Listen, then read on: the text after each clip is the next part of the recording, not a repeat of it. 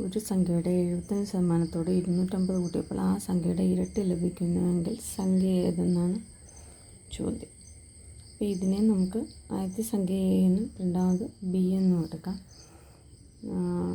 ഇതിൽ B by ഇരട്ടിയാണ്. അപ്പോൾ 200 മൈനസ് എ ഇൻറ്റു 100. ബി എന്ന് പറയുന്നത് 250. 200 minus 75 into 100. 250 divided by 125 into 100. ഇതിൽ 5 25 125